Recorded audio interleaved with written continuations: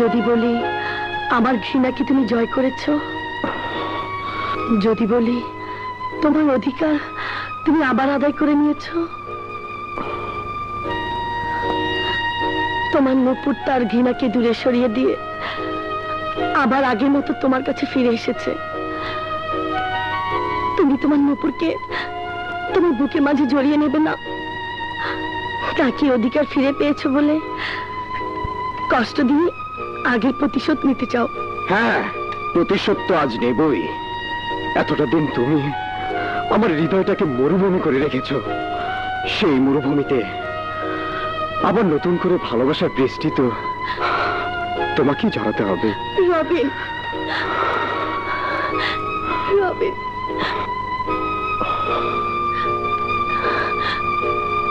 রবিন, রবিন,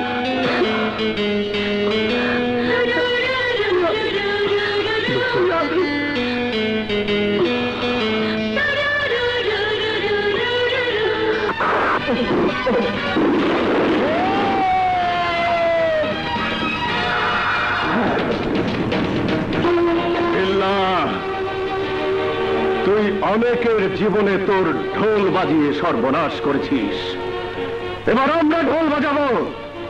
আমরা তোর ঢোল দিয়ে সারা এলাকাতে এলান করে দেব, আগামীকাল এই বস্তিবাসীর সামনে তোর বিচার হবে। এই ওকে বেঁধে ফেল, ন্যায় রশি বেঁধে ফেল ওকে। কাজল, তৈরি হয়ে নাও। বিল্লা মাস্তানের বিচার ওই মহল্লাতে হবে না, ওর বিচার করব আমি। ওর লাশ আমি আমার মায়ের কাছে নিয়ে যাব কবর দেবার জন্য।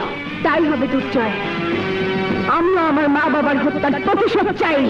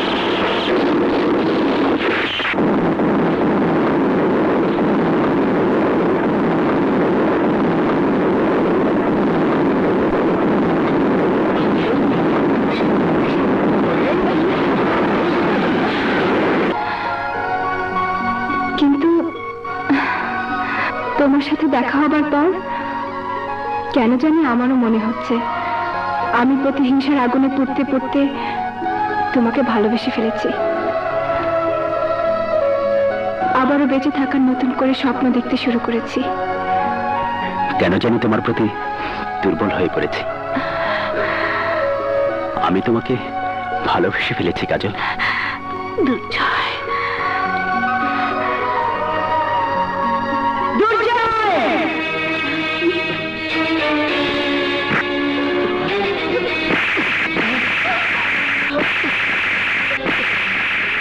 একটা মেয়ের ভালোবাসার জন্য তুই আমার প্রতিজ্ঞা মিথ্যে করে দিতে চাস?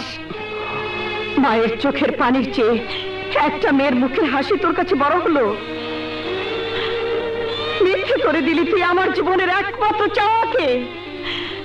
বল দুর্জয়, বল, এই কি আমার দুধের দাম? তোমার সব প্রশ্নের উত্তর আমি তোমাকে দেব মা। এসো আমার সাথে।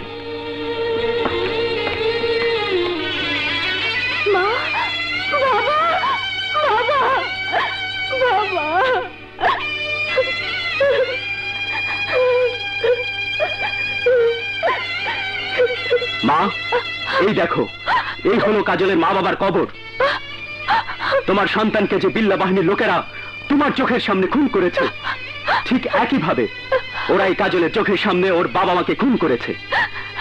তোমার বুকের যন্ত্রণার হাহাকারের চেয়ে কাজলের বুকের হাহাকারের শব্দ কোনাংশে কম নয় মা। হারানোর ব্যথা দুজনেরই সমান। প্রতিশোধের আগুন দুজনের বুকের ভিতরে দাও দাও করে জ্বলছে। জানি না কে আপনাকে আপনার সন্তান সম্বন্ধে ভুল ধারণা দিয়েছে। কে বলেছে আমাকে ভালোবাসতে গিয়ে দুর্জয় আপনার প্রতিজ্ঞার কথা ভুলে গেছে? আমি তো দেখেছি ওর বুকের ভিতর প্রতিশোধের আগুন জ্বলতে। আমি শুনেছি ওর বুকের ভিতর ভাই হারানোর হাহাকার শব্দ। মা, দুর্জয়ের জন্য আপনি, আপনার জন্য দুর্জয় আছে, কিন্তু আমার জন্য এই পৃথিবীতে আর কেউ নেই। বিল্লার হাতে মা বাবা খুন হবার পর নিজের ইজ্জত বাঁচানোর জন্য যখন ছুটছিলাম, ঠিক সেই মুহূর্তে আমার জীবনে আমাকে সাহায্য করার জন্য হাত বাড়িয়ে এলো আপনার সন্তান। প্রতিশোধের আগুনে জ্বলতে জ্বলতে কখন আপনার ছেলেকে ভালোবেসে ফেলেছি আমি নিজেও জানি না মা। তবে আপনার কথা শুনে মনে হয়েছে আমি অন্যায় করেছি, অপরাধ করেছি। তাই মায়ের কাছে সন্তানকে আসামি না বানিয়ে আমি দুর্জয়ের জীবন থেকে দূরে সরে যাচ্ছি। কাজল, দাঁড়া মা।